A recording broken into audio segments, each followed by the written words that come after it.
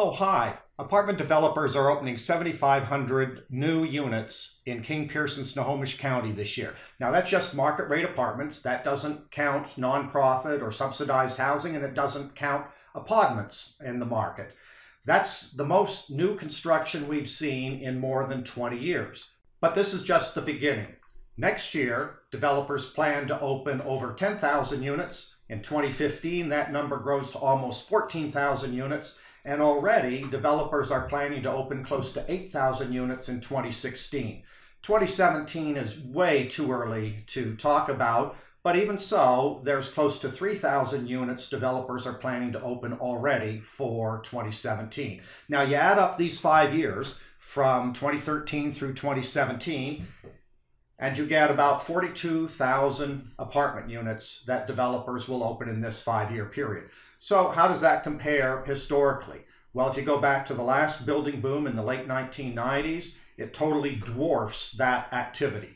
You have to go back to the late 1980s to see anything like this amount of production, and even more. So between 1986 and 1990, in that 5-year period, developers opened 62,000 apartment units. So what we're talking about here is a lot of units, but it's not an all-time record for our region. Where it's happening, though, is interesting. Seattle is dominating the development activity. A little more than half of all of these units are going to open up in the city of Seattle. Seattle normally only captures a little over 20% of the total production. The east side is also seeing a little more activity than normal, but South King County, Pierce County, and Snohomish counties are all seeing significantly less production than we've seen historically. Now, is all of this development going to happen? No, it probably won't. Some of these projects are going to get at least delayed, and some of them are probably going to get shelved for any number of reasons.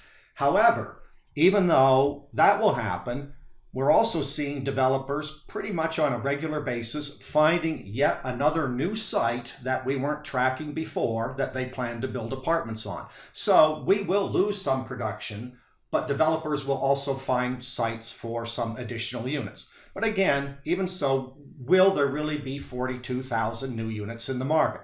Normally, we would have said no, because our forecast turns out to be wrong, especially on a long-term basis, or at least it has historically.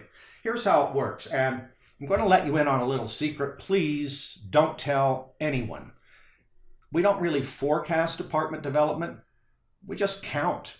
We ask developers what they're building, when they plan to build it, and we add up the numbers. We will make some judgment calls. If a developer gives us too short of a timeline that they plan to do the development in, we'll extend that timeline. Developers do tend to be optimists, but we count it. We don't make any judgment call as to whether we think it's a feasible project or not. So what we normally see is our 1-year count or forecast is accurate, pretty close to accurate, because it's all already under construction.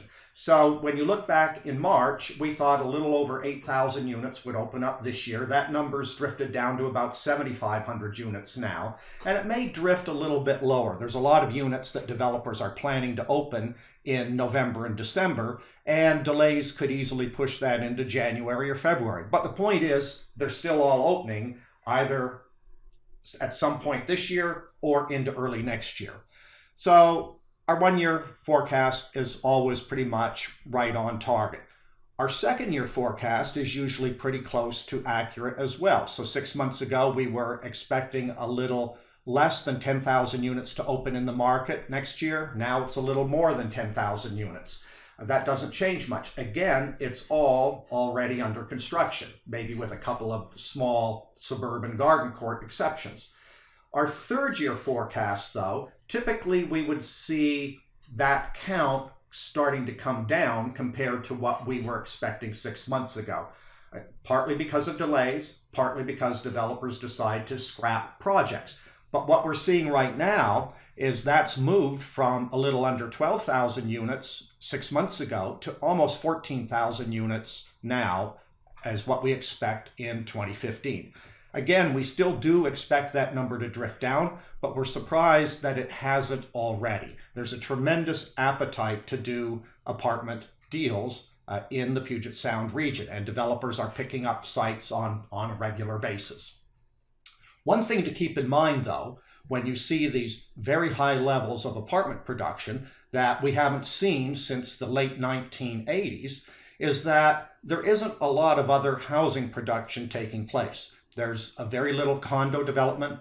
Even single-family development, which is picking up, certainly isn't anywhere near the record levels it was a number of years ago. So if you look back historically, you'd see that condos and single-family development easily adds up to 15,000 or more units per year. Well, there isn't a lot of that right now, and so apartments are really just doing the heavy lifting for all of the housing types at this point in time. So I guess the question on everybody's mind is it all going to fill up? Well, we have some ideas about that we want to share with you, but we don't have time this week, and next week we're going to be talking about rents and vacancies. So in a couple weeks, we're going to talk about, will all this new apartment development fill up? I hope that you enjoyed this week's video, and you'll come back next week for another weekly apartment update.